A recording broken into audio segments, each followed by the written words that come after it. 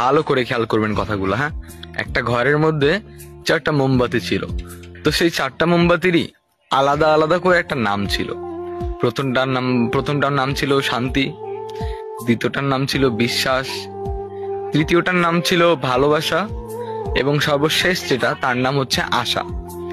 তো কি হলো জানেন, জ্বলতে জ্বলতে হঠাৎ করে শান্তি নামের যে মোমবাতিটি ছিল সেই মোমবাতিটি নিভে গেল, বুঝছেন। তা পাশে থাকা যে বিশ্বাসের মোমবাতিটি ছিল সে বলতেছে, যেখানে শান্তি নেই সেখানে বিশ্বাস থেকে আমি কি করব, আমিও নিভে যাই। তারপরে কি হলো, বিশ্বাস নামের মোমবাতিটিও নিভে গেল। তো কিছুক্ষণ পর জ্বলতে জ্বলতে ভালোবাসা নামের মোমবাতিটি বলতেছে, যেখানে শান্তি নেই, যেখানে বিশ্বাস নেই, সেখানে তো ভালোবাসার কোনো মূল্য নেই, ভালোবাসা থেকে আমি কি করব, আমিও নিভে যাই।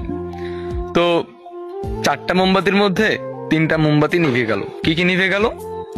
শান্তি, বিশ্বাস, ভালোবাসা নিভে গেছে। তো আধা ঘন্টা পর ওই রুমটার মধ্যে একটা ছেলে আসলো। ছেলেটা এসে দেখলো তার 3টা মোমবাতি নিভে গেছে।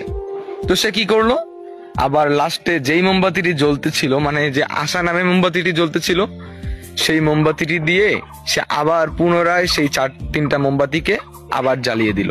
তো আবার 4টাই জ্বলতেছে, হ্যাঁ। তো এই গল্প দ্বারা আমরা কি শিখতে পারলাম? জীবনে চলতে গেলে শান্তি থাকবে না, বিশ্বাস উঠে যাবে, ভালোবাসা থাকবে না, কিন্তু কি কখনো আশা ছাড়া যাবে না। আপনি জীবনে কি করছেন, কি করেন নাই, কি করবেন, এগুলো কখনো ভাবা যাবে না। আপনি যেটা করতেছেন ওটা কন্টিনিউ করে যান, আশা ছাড়বেন না। স্বপ্ন থাকা ভালো, স্বপ্ন দেখুন, একটা আশা রাখুন মনের মধ্যে যে না আমি পারবো। ওইরকম করে যখনই সবকিছু উঠে যাবে, নিভে যাবে, সবকিছু মরে যাবে, তখন একটা জিনিস ভালো করে মনে রাখবেন, আশা ছাড়া যাবে না। সো গল্পটার মানে কি বুঝলেন? যদি বুঝেন একটা ছোট্ট করে কমেন্ট করে যাবেন, আর যদি বেশি ভালো লাগে একটা শেয়ার করে দিবেন।